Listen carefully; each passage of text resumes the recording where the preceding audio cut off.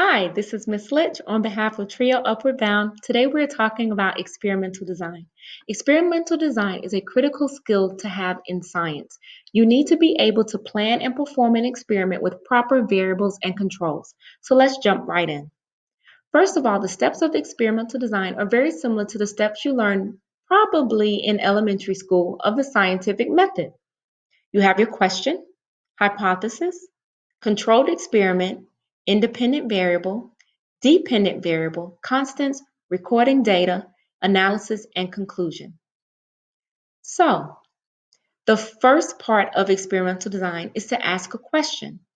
Lisa is working on a science project. Her task is to answer the question, does Rapunzel, a commercial hair product, affect the speed of hair growth? Her family is willing to volunteer for the experiment.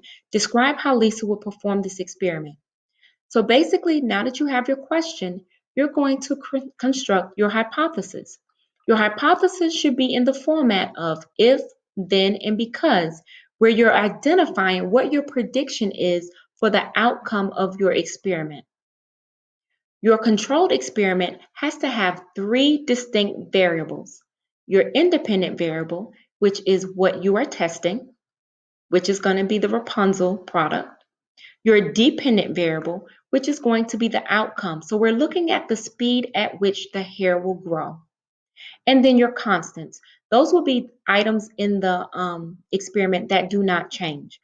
So you're testing it on hair, the object that you're testing, that you're going to use the same type of water to wash the hair. So constants, again, are things that remain the same throughout the experiment. The only thing that you should be changing is your independent variable.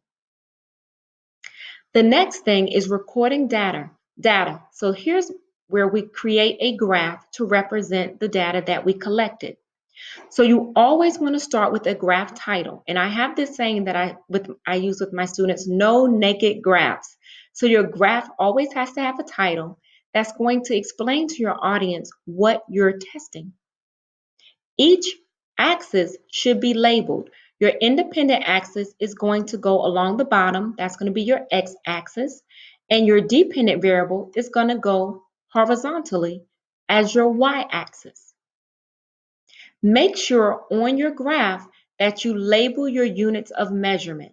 So with Rapunzel, with this example, I'm assuming that you would be using ounces of product. So your units would be in ounces, and then your hair would be measured in inches or millimeters. And so that unit should be reflected in your graph. The last part of experimental design is going to be your analysis and your conclusion. And here's where we go back to the video that I did on CER, where you use this format to present your results. C is going to be your claim. Here you're just going to state whether or not your hypothesis was supported or refuted. That means not supported.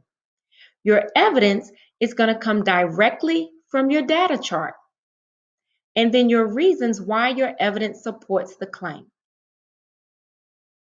Using the analysis and conclusion in the CER format is going to allow your audience to determine if your experiment was successful in supporting your hypothesis or if your hypothesis was not successful. I hope this was helpful, and I hope that you use this in your science classes.